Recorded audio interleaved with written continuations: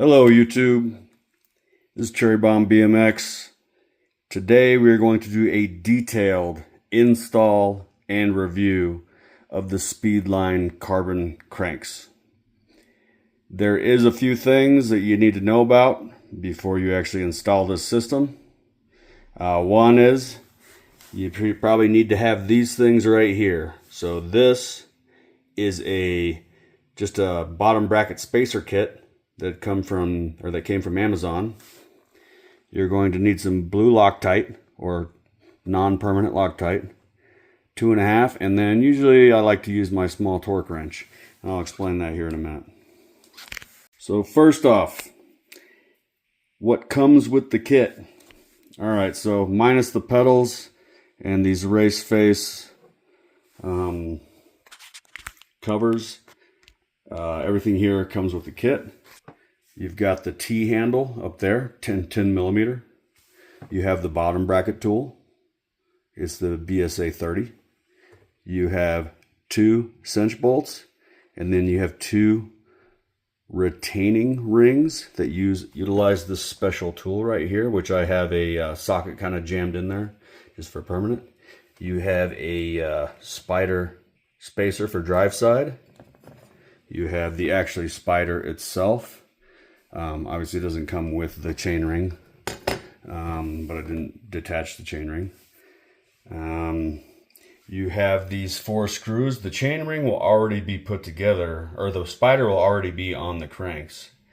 You have the spindle, you have the drive side crank, you have the non-drive side crank, and it comes with this BS30 bottom bracket, which you can see I already have spacers in. Now, the reason why you're going to need spacers in this is not just for chain alignment. It's the fact that every bike is slightly different. And if you've ridden Supercrosses before, you'll notice that there is a lot of space to do California gearing on them, where not all other manufacturers are like that. Sometimes, maybe on like a Harlow Blackout or something like that, you're tapped out at like 46 teeth, and that's max. So besides that, that's mainly to arrange for your cranks to move one side or the other so you can make them even in relation to your chainstay. So first thing we're going to look at here is our drive side crank. Okay, you can see some of the stuff I already had on there. Some of that thread lock I already had on the inside. But these screws right here that are going to hold the spider on, they do not come with Loctite on them, but I would suggest that you put Loctite on them, and I'm going to go ahead and put them at, for the torque, at 8 Newton meters. And just a key point here, I mean, they give you all the tools to work with, except for some of the smaller stuff like, torque wrench or the Loctite, and some, there's no like super clear instructions online. But in the comments I did see on their website that the race faces were pretty close, the race face boots. Now you will have to kind of stretch out that top part to be able to get the pedal spindle through with the spacer. But the race faces actually fit pretty good. I just cut out a little extra piece right here, so I could get the Allen wrench in there easily. So something else of note here, you have these screws which go into the spindle through the cranks. This little piece right here, these pieces that have this special tool, those are actually for when you want to, if the spindle's really been cranked down for a while on either the drive side or the non-drive side, when you back up the inside screws against those, it's actually will pull tension, and so it will actually back out the crank off of the spindle. So I have greased up the inside of the spindle here, put the crank screw on. So put the spindle on the non-drive side. I would recommend you do it on the drive side first, but I'm just trying something slightly different, just to see how it works out. And then you're gonna take one of these and put that into the drive side with the, or non-drive side with the special tool. If you were using the drive side, then you would obviously put that in first. So that's what it'll look like when it's in there. That is the only one I did not Loctite, because you don't need to. But the inside screw, you do need to put Loctite on it. So whatever's being screwed into the spindle is going to have temporary Loctite. And next I'm going to grease up the spindle, and I'm going to put it on the bike. So with the spacer kits, you're going to want to do like a little bit of trial and error with the spacing, based off your chain line and based off where your actually cranks are in relation to your frame, and to try to get them completely centered. And one point is that not all bottom brackets are exactly the same width. So, you know, this is why you need to buy the spacer kit beforehand. That way, if you have a bunch of spacers to work with, you can, and they're super cheap. I think the kit was like less than $10. But if you have all the spacers to work with, then you can do some trial and error on getting the cranks on. And what ends up happening if you don't get the crank arm completely correct, or the crank length correct, what ends up happening is you'll get like this play in the actual, on the actual cranks themselves. So like there'll be this little bit of play in here even after you tighten it down. So you have to get the spacing almost exactly right, or else if it's too small, you're going to bind up the bearings. And these bearings inside these bottom brackets are actually pretty good. They're actually roller bearings, not just your average ball bearings. So they're a decent, or that's what it looks like at least. So you're going to want to get that exactly right, because the Pro Maxes have the bearing tensioner, and you know, just about every SRAM dub and race face and everything else has a bearing tensioner. But I always find the bearing tensioner to be a little bit annoying, especially that little screw. You strip it real easy, and then all of a sudden, you know, you don't have a bearing tensioner. Cane Creeks makes a solution for that you can glue in there, but then that's just more stuff you have to deal with. But these pretty much, after you get them like situated 100% the way you want them, then they're kind of fire and forget. The thing that these are harder to kind of size up than, say, your basic two-piece cranks, is because you don't have like tension bolts on the non-driver side, because obviously you can't just like bend carbon like that, or else you'll wreck it. So all the aluminum cranks, you know, they have the tension bolts here that tightens onto the spindle, and then, you know, you have your spindle tensioner bolt that's usually in here. You know, I think Supercross did a fairly innovative thing in doing this by being able to create this without having a bearing tensioner and without having any other type of pinch bolt. It does make the setup a little bit more complex, and you know, being mechanically inclined helps out a little bit.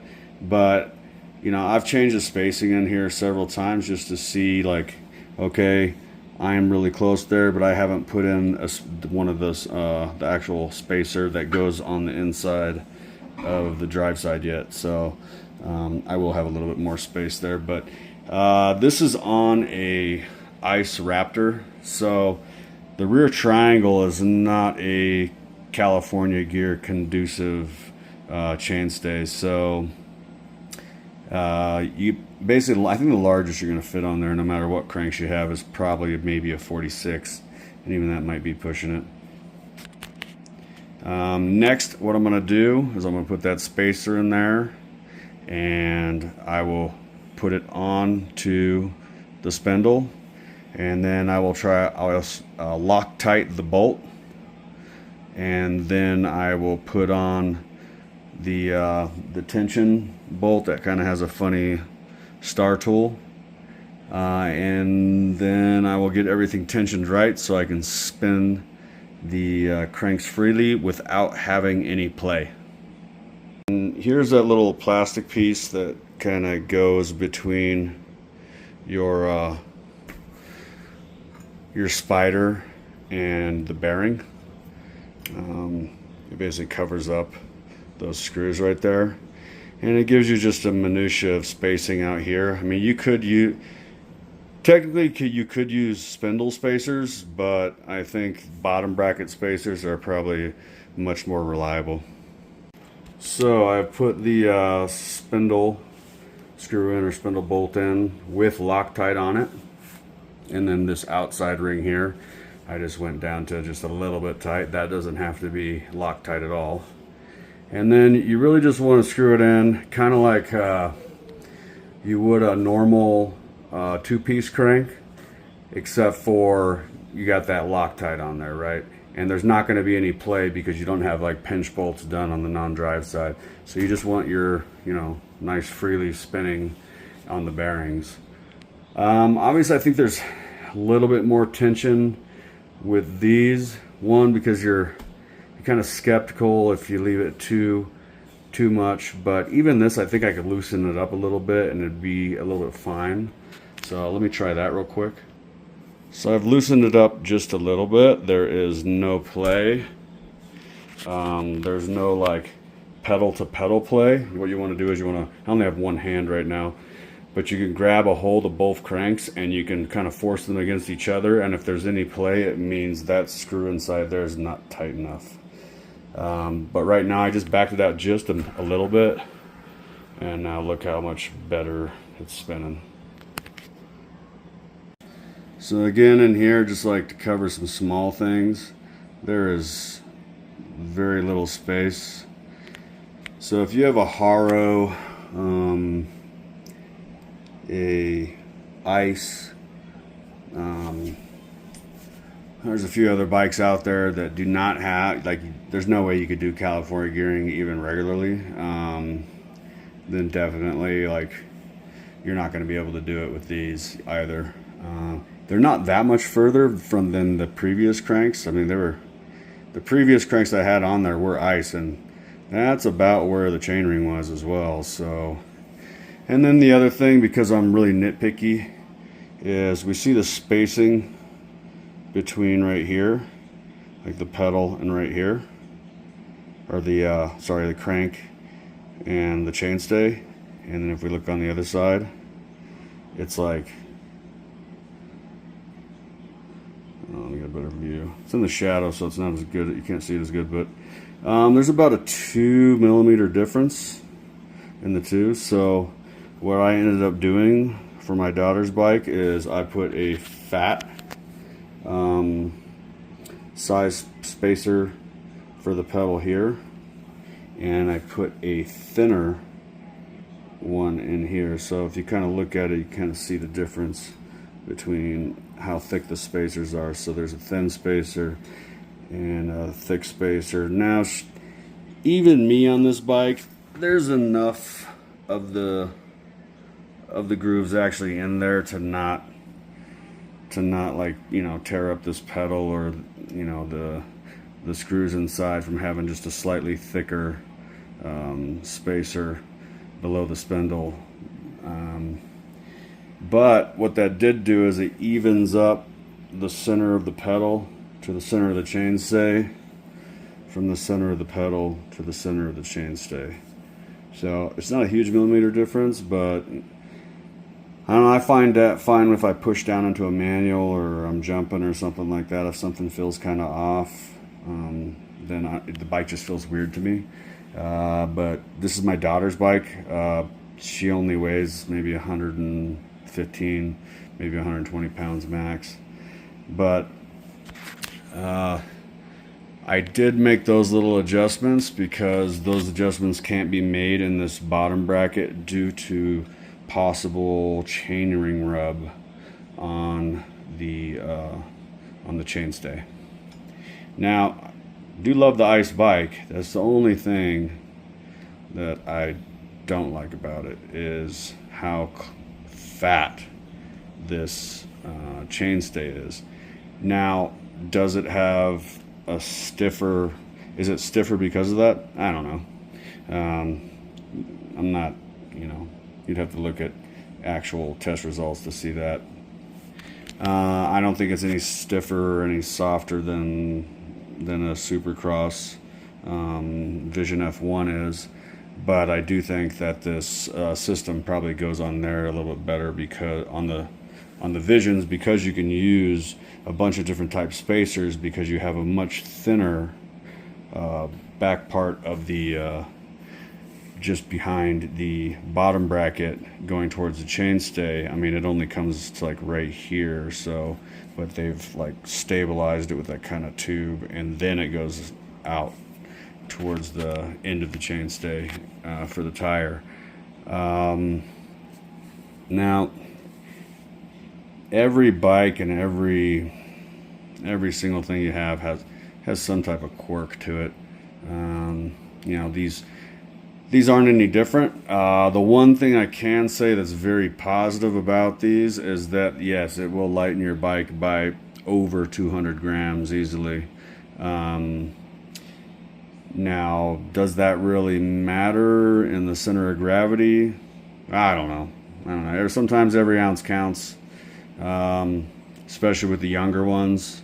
I don't necessarily care too much about it, or the weight factor. But the one thing I will say is that these are extremely stiff.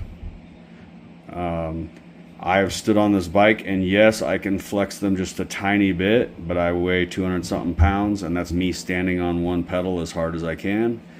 And sometimes I'm up to like 220. But when I get on any of her aluminum pedals, or even my SRAM GX Eagle carbons, those things, I can flex those really hard. And I can flex just about any aluminum pedal pretty hard. So for us, it was a choice between this and the Behringers and possibly the Profiles. The Profiles were about the same weight as their old cranks, but I guess a little stiffer. Maybe that'll be some other day. But due to the weight, we ended up going with the carbon cranks, and since I didn't want to deal with the bearing tensioner like I have to on all the SRAM dubs that I do in mountain biking, just decided that this would be a better system. And so far, like, it's been decent. Every carbon manufacturer has some quirks about it, whether it's SRAMs or the Race Face or Pro Max or any of the carbon manufacturers. They're going to have something slightly different, some different flavor of something. The bearing tensioner or something is just, I just don't like it. I never have. And as far as these are concerned, I think they're $6.99 retail. But with the stuff that they come with, it's actually kind of the same deal you would get on Pro Max, because Pro Max, you got to buy the spider, you got to buy the bottom bracket and the cranks, so it's not like a significant difference. Plus they give you like all these tools, and the cranks actually come in like a nice little box, but I think I threw it away. But it's just about the same price. And even the Pro Maxes, like anything that has a bearing tensioner on it, you're gonna have to do a little bit of finagling to get the fit right and to get your Q factor correct for your body. So the Q factor on this is actually pretty tight, especially, I think it's pretty good for my daughter, which is, she's only like 5'2", and so I think I might be incorrect, but it might be a 164, but I'm unsure. So in closing, I think it's as far as carbon cranks go and the prices, it's a pretty decent price to get the bottom bracket, the spider, and the cranks and all the pieces plus the tools. Are they gonna break? I haven't heard of the new gen Speedlines breaking at all. I've seen some SRAMs break, like in person. I've cracked one of my SRAMs before, but that was because I crashed on a whale tail. I think as far as like you look at the Behringers, I mean, you're paying almost the same price for the aluminum crank that's a couple 100 grams heavier. So I don't really know. I mean, I think the younger the kids are, maybe the weight counts a little bit more, but probably it has more to do with training than anything else, and you know how strong they are and how hard they train. Like, the cranks aren't going to magically fix something that's wrong with you or wrong with your pedal. They're just making something a little bit lighter.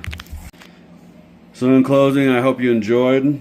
Some watching this, I know I'm not the most entertaining person as far as doing a review or doing an install, but you know, if you'd like to see more or you have a question, go ahead and leave a comment.